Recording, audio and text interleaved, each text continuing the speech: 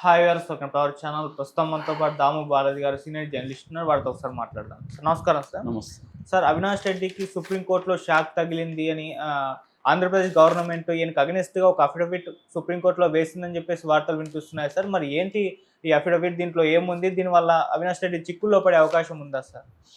అవినాష్ రెడ్డికి వివేకానంద రెడ్డి కేసులో అవినాష్ రెడ్డికి ఒక షాక్ అయితే తగిలిందని చెప్పుకోవచ్చు. ఎందుకంటే అవినాష్ రెడ్డి దీంట్లో ఏ8గా ఉన్నాడు, అక్యూజన్ నెంబర్ 8గా ఉన్నాడు. ఎర్రగంగిరెడ్డి, తర్వాత సునీల్ యాదవ్, మూడోది ఉమాశంకర్ రెడ్డి, 4 దస్తగిరి, 5 దేవిరెడ్డి శివశంకర్ రెడ్డి, 6 గజ్జల ఉదయ్ కుమార్ రెడ్డి, 7 వైఎస్ భాస్కర్ రెడ్డి, 8 అవినాష్ రెడ్డి. అవినాష్ రెడ్డి వాళ్ళ నాన్న భాస్కర్ రెడ్డి, అవినాష్ రెడ్డికి భాస్కర్ రెడ్డికి ముఖ్య అనుచరుడు దేవిరెడ్డి శివశంకర్ రెడ్డి, వీళ్ళ బంధువు గజ్జల ఉదయ్ కుమార్ రెడ్డి. వీళ్ళు ఒక పద్ధతి అయితే, మిగతా ఫస్ట్ 4 యాక్చువల్గా చంపిన వాళ్ళు. అంటే ఎర్రగంగిరెడ్డి, సునీల్ యాదవ్, దస్తగిరి, వీళ్ళ 4 ఏమో చంపారు.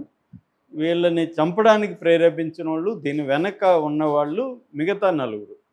ఎవరు? దేవిరెడ్డి శివశంకర్ రెడ్డి. ఈయన ఒకప్పుడు ఎమ్మెల్సీగా కూడా పోటీ చేయాలనుకున్నాడు. సో ఆయన భాస్కర్ రెడ్డికి, అవినాష్ రెడ్డికి ప్రధాన అంచాడు. మిగతా గజ్జల ఉదయ్ కుమార్ రెడ్డి కూడా వీళ్ళ బంధువు అనమాట. సో వీళ్ళ 4 మీద కేసు అయితే ఉంది. కానీ తెలుగుదేశం వాళ్ళు అయితే ఇదంతా జగనే చేయించాడన్న ఆరోపణ చేస్తున్నారు. ఈవెన్ ఇటు సునీతారెడ్డి కానీ, ఇటు షర్మిల కూడా అదే ఆరోపణలు చేస్తున్నారు.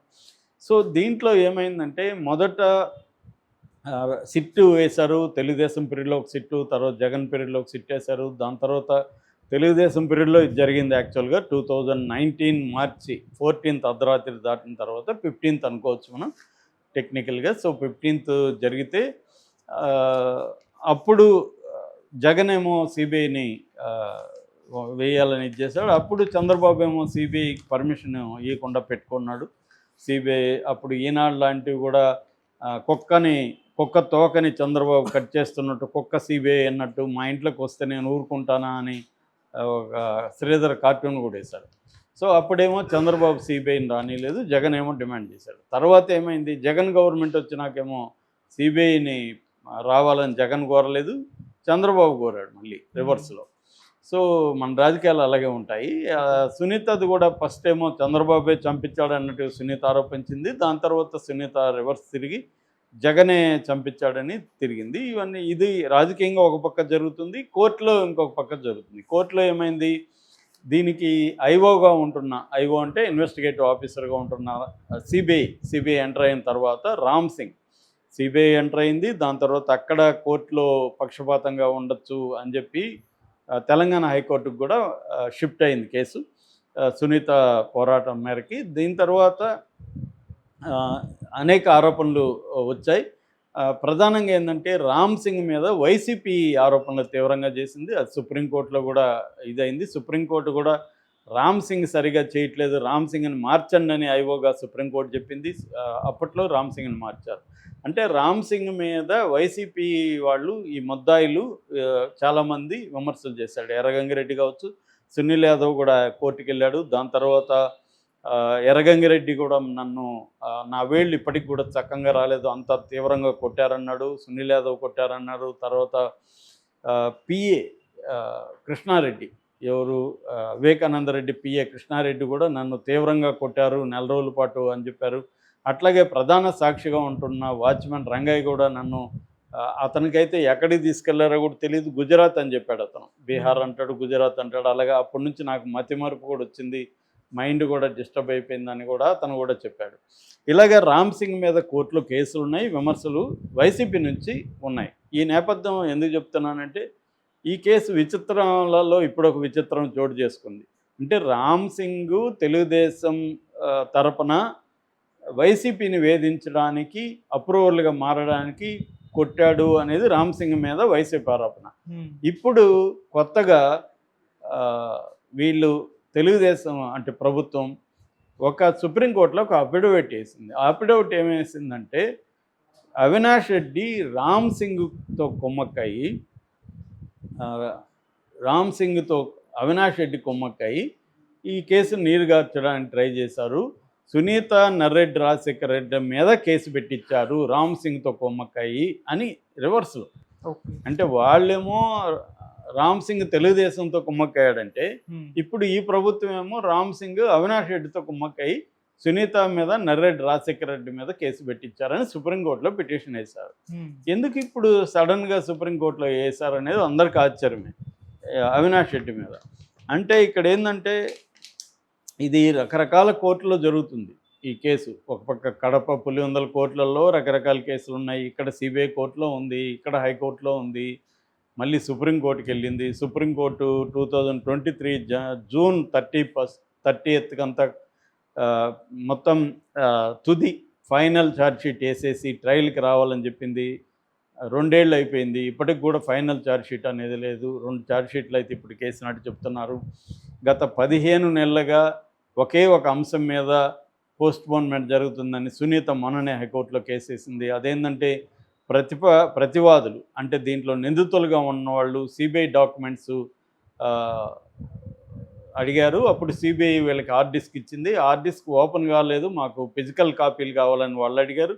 ఫిజికల్ కాపీలు లక్షల పేజీల్లో ఉన్నాయి, మేము ఇవ్వలేమో అని వీళ్ళు చెప్తున్నారు. ఇక్కడ స్టాగ్నేట్ అయింది కేసు అని, దీన్ని పరిష్కారం చేయండి అని ఆమె హార్డ్ డిస్క్ని ఏమన్నా రికవరీ చేయించండి, ఏదన్నా చేయించండి అని ఈమె అడిగింది.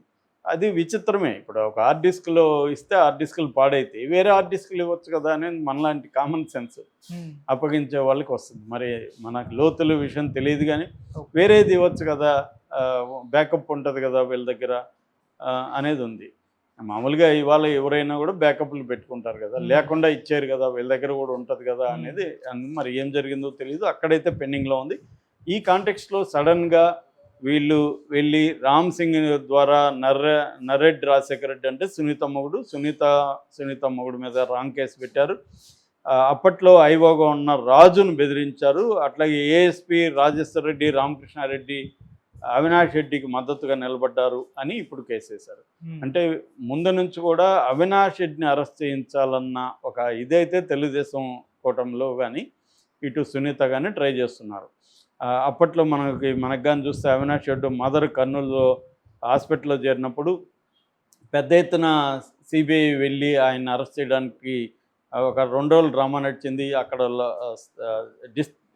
స్టేట్ పోలీసు వాళ్ళని రానిలేదు అని నడిచింది. సిబిఐ అనుకుంటే స్టేట్ పోలీసులు ఆగుతారా అన్న ఒక చర్చ నడిచింది. ఏదేమైనా ఆ తర్వాత ఈయన కోర్టుకి వెళ్ళాడు, విచారణకు వెళ్లకుండా ఆ డ్రామా కొద్ది రోజులు నడిచింది. తర్వాత కోర్టుకి వెళ్ళాడు, కోర్టు అవినాష్ రెడ్డికి బెయిల్ ఇచ్చేసింది. ఆ బెయిల్ క్యాన్సిల్ కోసం మళ్ళీ సిబిఐ తరఫున వీళ్ళు సునీత వెళ్ళింది, అది పెండింగ్లో ఉంది సుప్రీంకోర్టులో. అంటే నాకు తెలిసి సుప్రీంకోర్టులో పెండింగ్లో ఉన్న ఈ బెయిల్ని క్యాన్సిల్ చేయించి అవినాష్ రెడ్డిని జైలుకి పంపడానికి ఏపీ గవర్నమెంట్ ఈ అఫిడవిట్ వేసింది. అంటే ఇతను గతంలో కూడా రామ్ సింగ్తో కుమ్మక్కయ్యాడు సో అనేది ఒకటి. రెండవ ఆరోపణ ఏంటంటే ఇతను బయట ఉంటే ఆల్రెడీ సాక్షులు ఇప్పటికీ 6 మంది అనుమానాస్పద స్థితిలో మరణించారు కాబట్టి దాని మీద కూడా కేసులు వేశారు. ఈ సాక్షుల మీద సిట్టు కూడా వేసింది. అంటే ఇవన్నీ ఒక ప్లాన్ ప్రకారము అవినాష్ రెడ్డిని బెయిల్ క్యాన్సిల్ చేసి జైలుకు పంపించాలి అన్న ఒక ప్లాన్ అయితే కనిపిస్తుంది. అంటే ముందు నుంచి కూడా ఈ కేసు లాజికల్ ఎండ్కి పోవాలని ఏ పొలిటికల్ పార్టీ కూడా కోరుకోవట్లేదు. అంటే ఈ కేసు తీరిపోవాలని ఎవరు అనుకోవట్లేదు.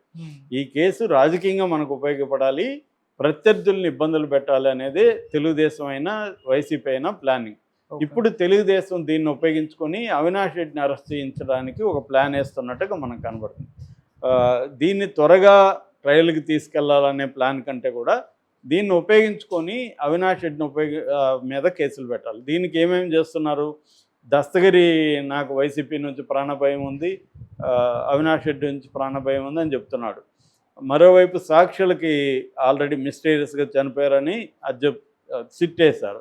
సిట్టు నాకు తెలిసి ఏమిస్తుంది, దీనికి అవినాష్ రెడ్డి కారణమనో లేకపోతే